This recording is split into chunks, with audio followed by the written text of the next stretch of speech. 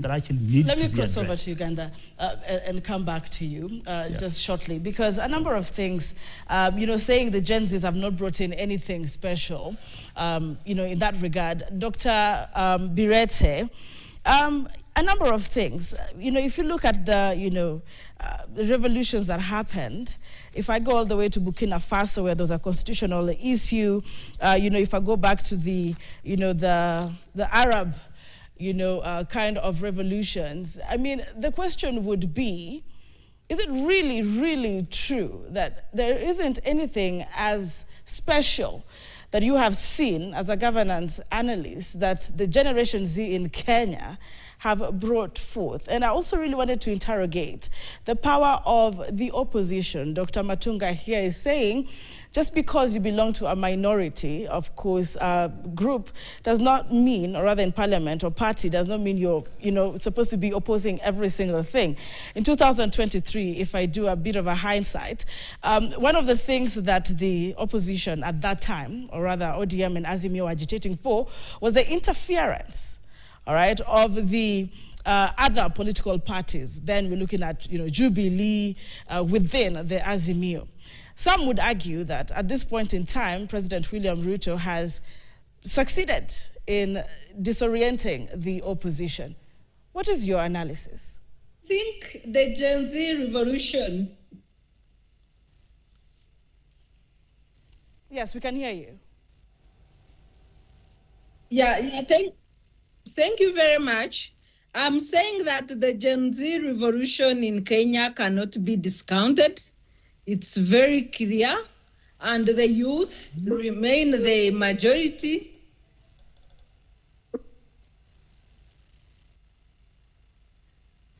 Hello? Yes, Dr. Bireete, we can hear you loud and clear. We can hear you.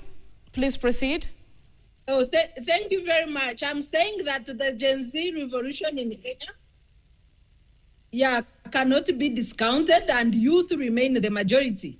Democracy being a game of numbers, indeed their numbers have come to fruitfulness, and the achievements so far, the setting aside of the finance bill, the dissolution of your cabinet, the resignation of the IG of police, and several other achievements, including budget cuts that were announced by President Ruto. So we cannot say that this was any other revolution. But also, importantly, the Gen Zs are moving away from the tribal politics that have dominated Kenya since independence. They came on the front of being tribeless. They managed to unite Kenya for the first time away from tribal lines. And I think we should give them that credit. If you look at the formation of the broad-based government and whether minority parties can also participate in the broad-based government, I think that the formation of this government should be guided by principles. What is it that this broad-based government aims to achieve? Is it bringing more inclusivity and consensus in politics?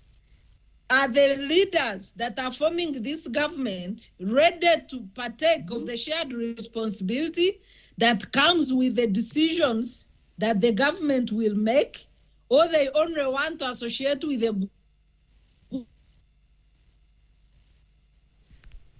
a period of a broad-based government under the movement system? Are you hearing me? Yes, very clear. Yeah, thank you very much. I'm saying that we should draw lessons from Uganda. All right. Under the movement system of government that was formed in 1986 up to the establishment of up to the return of multi-party politics in 2005. Although this movement government came in as a one-party state, there was broad-based participation in cabinet by political parties and a shared responsibility by the political leaders across board. All right, I want to come back to you because a lot of questions are arising.